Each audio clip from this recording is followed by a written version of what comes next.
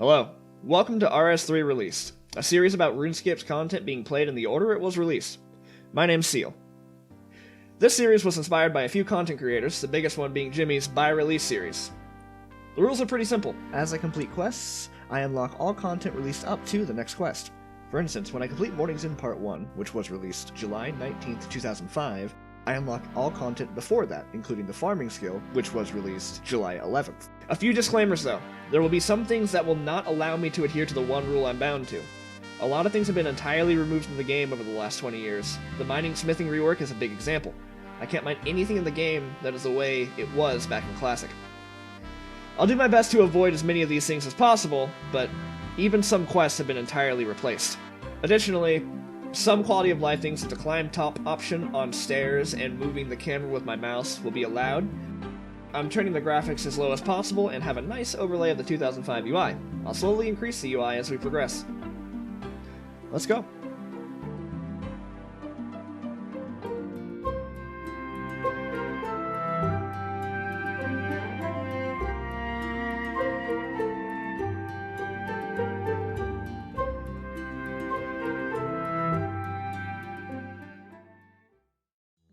Quest number 1, Cook's Assistant. The first of 6 quests released with RuneScape back in January 4th, 2001. What am I to do? What's wrong? Oh dear, I'm in a terrible mess. It's the Duke's birthday today and I should be making him a lovely, big birthday cake using special ingredients, but I've forgotten to get the ingredients. I'll never get them in time now. He'll sack me. Whatever will I do? I have 4 children and a goat to look after. Would you help me, please? Oh, thank you. I must tell you, though, this is no ordinary cake, though. Only the best ingredients will do. I need a super large egg, top quality milk, and some extra fine flour. Where can I find those, then? That's the problem. I don't know. I usually send my assistant to get them, but he quit. I've marked some places on your world map in red. No thank you. That didn't exist in 2001. I'm not using that. Alrighty, and here we go. First quest, I'm excited. When this quest was released, you could already have the ingredients in your inventory. December of 2009, they changed it to require these specific quest items. That's the only major change this quest has had since it was released. This super large egg is just out in the open. It's mine now.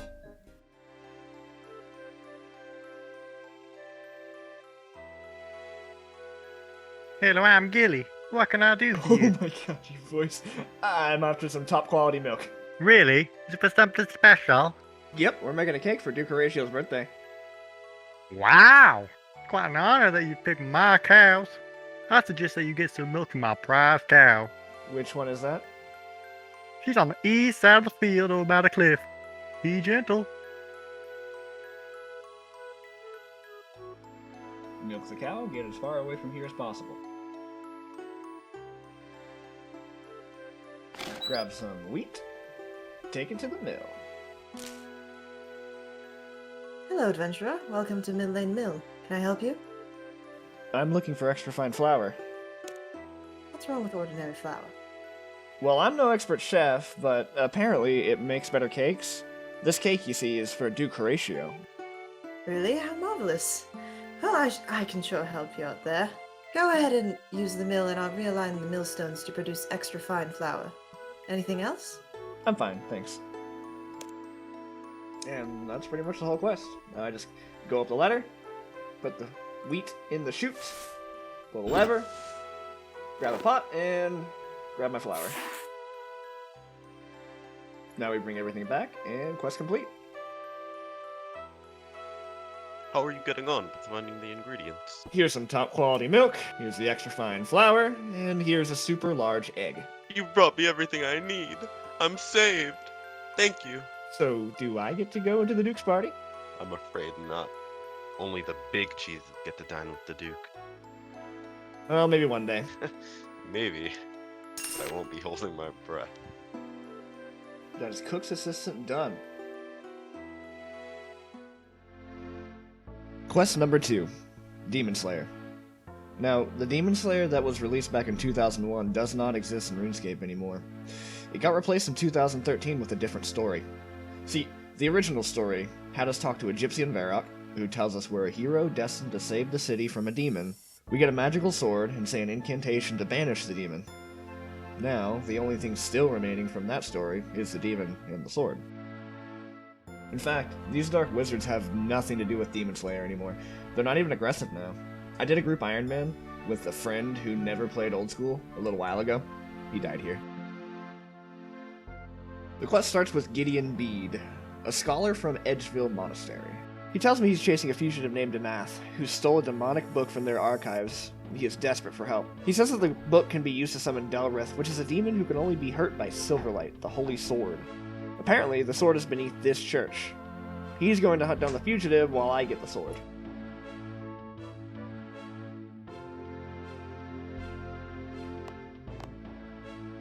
Wait, I'm just noticing something. Something's not right here.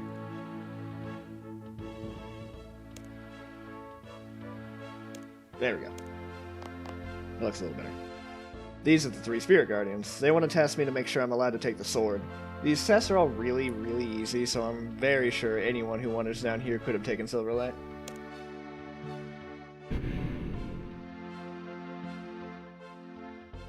Trial of the Mind. This is just a quiz to make sure you've been paying attention to what Gideon told you.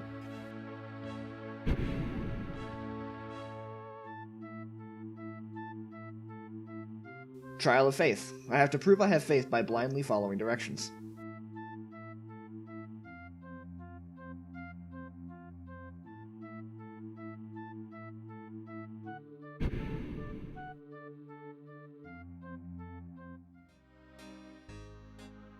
Trial of the Body. I just have to show I'm fit enough to wield Silverlight.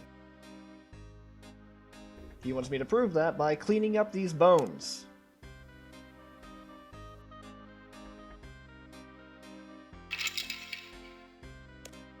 Okay, skeletons. The first thing I've ever hit before. This isn't working. Okay, I am woefully underprepared for this. I need to go buy a weapon.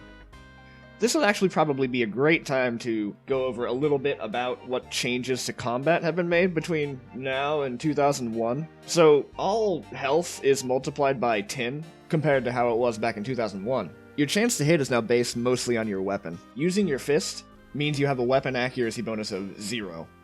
Anything is better than a fist, even a bronze dagger. Let's go buy one. The Varrock Sword Shop, also released the same time RuneScape Beta was released. This shop is a little bit different than it was back then though. Bronze weapons are now free. According to the wiki, bronze daggers used to cost 10 gold, so I'll just drop 10 gold.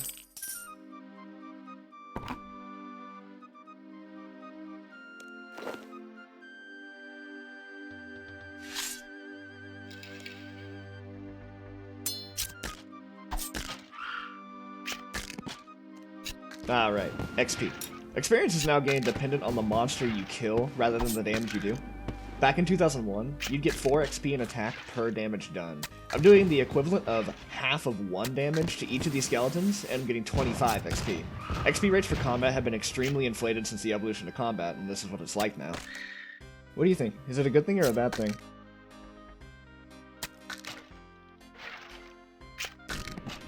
I've passed all the trials. I've been deemed worthy. Silverlight is now mine for the taking.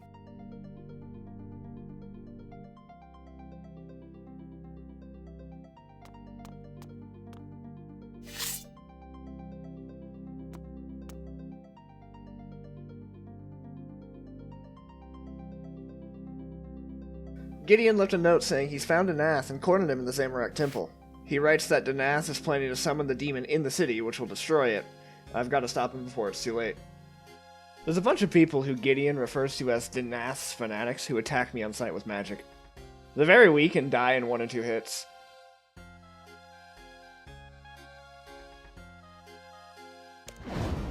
After clearing all the rooms and looting all their cooked meat, we arrive in front of Danath, who has already completed his ritual. Something I learned while doing this, these 3 fanatics right here are all chanting the same thing Gypsy Arav tells you to chant in old school. As they complete the ritual, Danath teleports away and the cavern starts shaking.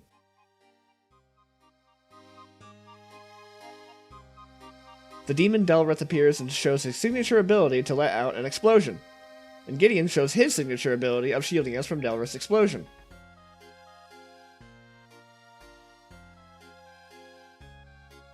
This boss fight is simple. At certain health thresholds, Delrith uses his explosion, and Gideon protects us if we stay near him, then teleports to a different spot.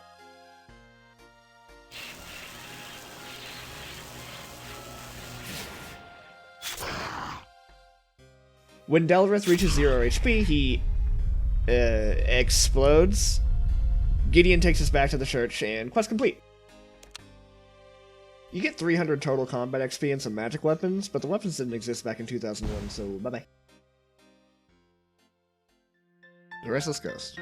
Along with Cook's Assistant, this is likely the first quest that most people do on new accounts.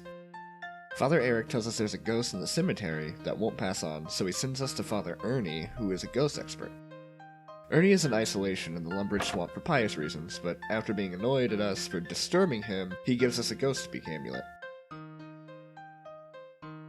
He also tells us that the reason the ghost is here is most likely because it has unfinished business. We speak to the ghost, who tells us a warlock stole his skull.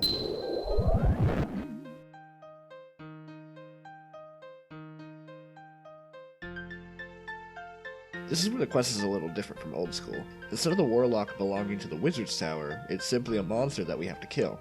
Or not. It actually doesn't matter if it's good. Once we get the skull, bring it back to the coffin and talk to Father Eric for the reward.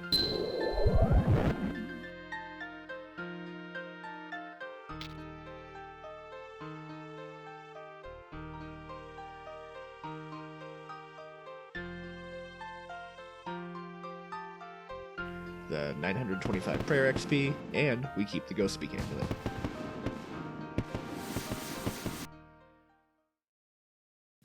Quest number 4, Romeo and Juliet, does not exist anymore. It was removed from the game in September 2010, replaced with another quest that we'll do at that time. Jagex decided that the quest had no place in RuneScape, and I'd agree that it had very little to do with anything if it weren't so historical. It'd be better to involve the characters in something new, in my opinion. Oddly, the NPCs were all removed, but the Laptalk family mansion is still standing, albeit with nobody in it. Quest number 5, Sheep Shearer, which is not a quest anymore, but instead a mini-quest, as of a change in June 2010. Mini-quest is what Sheep Shearer always should have been. All you need to do is turn in 20 balls of tradable wool to a sheep farmer. As of a December 2009 update, he only wants black wool now, which is acquired the same way. Shear a sheep, spin the wool, repeat 20 times. Mini-quest complete.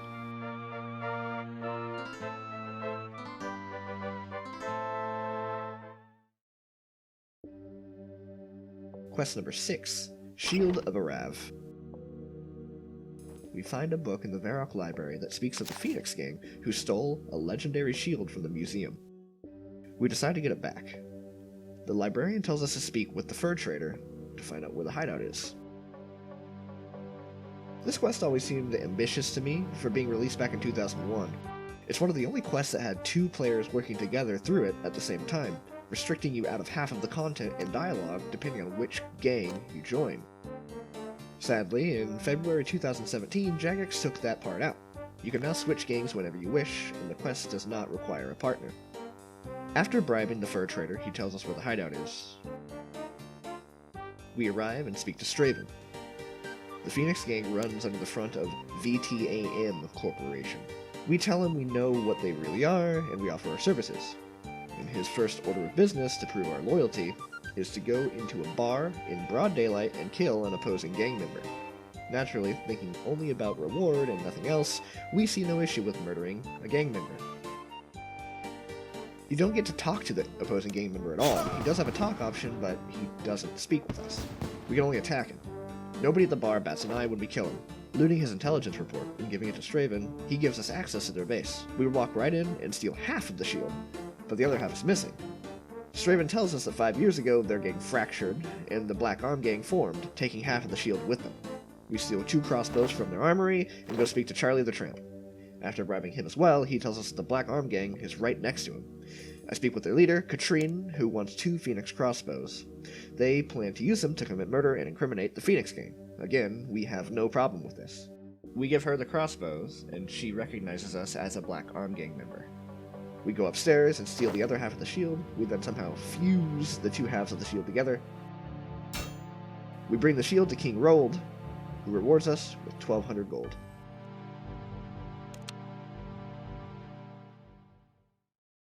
That's all the quests completed from the original RuneScape beta release. We've unlocked all content up to quest number 7, including Draenor Manor and Al Kharid. Please let me know any suggestions you have for how I can make this series better. I'm trying to make this as high quality as I can, and any tips are greatly appreciated. This is a passion project, and I had a lot of fun getting everything together. Thank you very much for watching, and I'll see you for quest number 7.